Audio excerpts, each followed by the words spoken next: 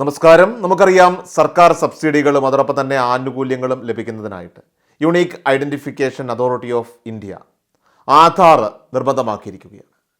കേന്ദ്ര സർക്കാരിൽ നിന്ന് നമുക്ക് ചില പ്രധാനപ്പെട്ട അറിയിപ്പുകൾ ഈ ആധാറുമായിട്ട് ബന്ധപ്പെട്ട് ഇപ്പോൾ പുറത്തു വന്നിരിക്കുകയാണ്. നമ്മുടെ സംസ്ഥാനത്ത് ആധാർ പുതുതായിട്ട് എടുക്കാനായിട്ട് പോകുന്നവർ, അതോടൊപ്പം തന്നെ നിലവിലുള്ള ആധാർ രേഖകൾ അത് പുതുക്കാൻ പോകുന്നവർ, അതുപോലെ നിലവിൽ പുതുക്കിയിരിക്കുന്നവർ എല്ലാവരും തന്നെ ശ്രദ്ധിക്കേണ്ട ചില പ്രധാനപ്പെട്ട അറിയിപ്പുകളാണ് ഇപ്പോൾ കേന്ദ്ര സർക്കാരിൻ്റെ ഭാഗത്തു നിന്ന് വന്നിരിക്കുന്നത്. ഈ വീഡിയോ വഴി നിങ്ങളുമായിട്ട് ഷെയർ ചെയ്യുകയാണ്. എല്ലാവരും തന്നെ ഈ വാർത്ത പരമാവധി ഒന്ന് ഷെയർ ചെയ്യണം, വാർത്ത പൂർണ്ണമായിട്ട് കാണുക. ഇനി മുതൽ രാജ്യത്ത് 18 വയസ്സ് പൂർത്തിയായവർക്ക് ആധാർ കാർഡ് നൽകുന്നതിന് മുൻപായിട്ട് തന്നെ ഉദ്യോഗസ്ഥർ നേരിട്ട് വീടുകളിലെത്തി അന്വേഷിച്ച് കാര്യങ്ങൾ ബോധ്യപ്പെടണമെന്ന പുതിയ നിർദ്ദേശം ഇപ്പോൾ കേന്ദ്ര സർക്കാരിൻ്റെ ഭാഗത്തുനിന്ന് പുറത്തു വന്നിരിക്കുകയാണ്. ആധാർ എൻറോൾമെൻറ്റ് സമയത്ത് നൽകിയ രേഖകളുടെ ആധികാരികത അത് കൃത്യമായി ഉറപ്പാക്കിയ ശേഷമേ ഇനി ആധാർ നമ്പറുകൾ അനുവദിച്ച് നൽകുകയുള്ളൂ.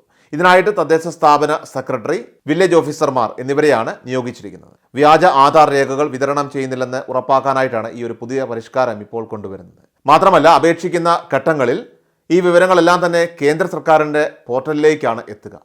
വെരിഫിക്കേഷനായിട്ട് സബ് കളക്ടർമാർക്ക് ഈ രേഖകൾ തിരികെ എത്തുന്നതായിരിക്കും.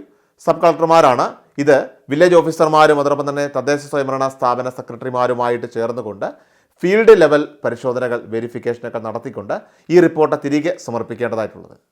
ആധാറിനായിട്ട് അപേക്ഷിച്ച് കഴിഞ്ഞാൽ ഇനി സംസ്ഥാന സർക്കാരിൻ്റെ സ്ഥിരീകരണത്തിനായിട്ട് കാത്തിരിക്കണമെന്നാണ് അറിയിപ്പെങ്കിൽ തീർച്ചയായിട്ടും നിങ്ങൾ രേഖകൾ സഹിതം തദ്ദേശ സ്ഥാപനങ്ങളിലെത്തി പരിശോധനയ്ക്കായിട്ട് നൽകേണ്ടതാണ്. വേഗത്തിൽ ആധാർ വേണ്ടവർക്കാണ് ഇത്തരമൊരു സൗകര്യം ഇപ്പോൾ ഒരുക്കിയിരിക്കുന്നത്. 18 വയസ്സ് പൂർത്തിയായവരുടെ ആധാർ എൻറോൾമെൻറ്റ് ജില്ലാ ബ്ലോക്ക് തല അക്ഷയ കേന്ദ്രങ്ങളിൽ മാത്രമാക്കി ഇപ്പോൾ നിജപ്പെടുത്തിയിട്ടുണ്ട്. 18 വയസ്സ് പൂർത്തിയായവരുടെ ആധാർ എൻറോൾമെൻറ്റ് ജില്ലാ ബ്ലോക്ക് തല അക്ഷയ കേന്ദ്രങ്ങളിലേക്ക് മാത്രമാക്കിയിട്ടുണ്ട്. ഇനി അതോടൊപ്പം തന്നെ വ്യാജ ആധാർ തടയുക എന്നത് ലക്ഷ്യമിട്ടാണ് ഈ നിർണായകമായിട്ടുള്ള പരിഷ്കാരങ്ങൾ ഇപ്പോൾ നടപ്പിലാക്കുന്നത്. ഇതേ സാഹചര്യത്തിൽ തന്നെ 10 വർഷത്തിന് മുൻപെടുത്ത ആധാർ കാർഡുകൾ എല്ലാവരും തന്നെ 18 വയസ്സിന് മുകളിൽ പ്രായമുള്ളവരെല്ലാവരും തന്നെ നിർബന്ധമായിട്ടും പുതുക്കണമെന്ന് കേന്ദ്ര സർക്കാരിൻ്റെ അറിയിപ്പുണ്ടായിരുന്നു.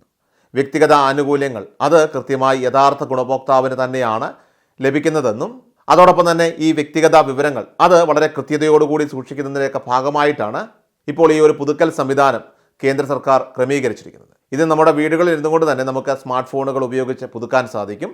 നമ്മുടെ മൊബൈൽ നമ്പർ ലിങ്ക് ചെയ്തിട്ടുണ്ടെങ്കിൽ വീടുകളിൽ ഇരുന്നുകൊണ്ട് തന്നെ ആധാർ നമുക്ക് സ്മാർട്ട് ഫോണുകൾ വഴി പുതുക്കാനായിട്ട് സാധിക്കുന്നതാണ്. അങ്ങനെയുള്ള പുതുക്കൽ അത് സൗജന്യമാണ്. അക്ഷയ കേന്ദ്രങ്ങളിലെത്തി ഫീസ് മുടക്കി, അതായത് 50 രൂപ ഫീസ് മുടക്കി ചെയ്യേണ്ട ഒരു പ്രക്രിയയാണ് സ്വയമേ നമ്മൾ ചെയ്യുമ്പോൾ സൗജന്യമായിട്ട് നടത്തുവാനായിട്ട് നമുക്ക് സാധിക്കുന്നത്. ആധാർ പുതുക്കൽ സംബന്ധിച്ച് 2ഓളം പ്രധാനപ്പെട്ട രേഖകളാണ് UIDAI ആവശ്യപ്പെട്ടിട്ടുള്ളത്. അതിൽ ഒന്നാണ് പ്രൂഫ് ഓഫ് അഡ്രസ്സ്, മറ്റൊന്ന് പ്രൂഫ് ഓഫ് ഐഡൻറ്റിറ്റിയുമാണ്. അതായത് നമ്മുടെ മേൽവിലാസം തെളിയിക്കുന്ന രേഖയും അതോടൊപ്പം തന്നെ നമ്മുടെ വ്യക്തിഗത വിവരങ്ങൾ തെളിയിക്കുന്ന രേഖകളുമാണ് ഇതിൽ പ്രധാനമായിട്ടും വേണ്ടത്. അതായത് ഫോട്ടോ പതിച്ച ഏതെങ്കിലും ഒരു തിരിച്ചറിയൽ രേഖ നമ്മുടെ ഐഡൻറ്റിറ്റി പ്രൂഫ് അല്ലെങ്കിൽ ഐഡൻറ്റിറ്റി തെളിയിക്കുന്ന രേഖയായിട്ട് നമുക്ക് ഹാജരാക്കാൻ സാധിക്കും.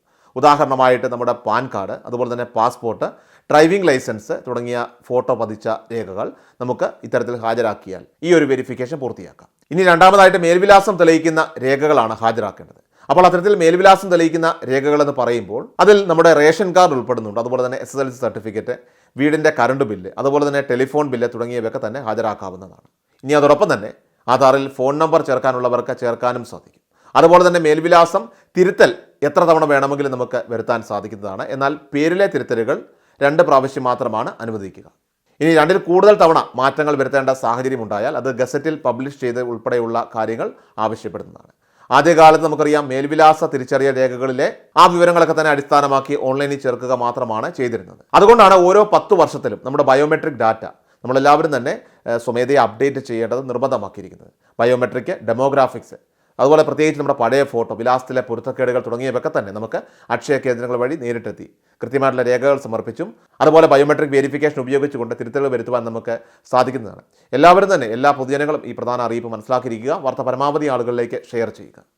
കൃഷൽ മീഡിയ എല്ലാ ദിവസവും വാർത്തകളും അറിയിപ്പുകളും ലഭിക്കുന്നതിനായി ചാനൽ സബ്സ്ക്രൈബ് ചെയ്യുക. വീഡിയോയുടെ നോട്ടിഫിക്കേഷൻ ഉടൻ ലഭിക്കുന്നതിനായി ബെൽ ഐക്കൺ അമർത്തുക.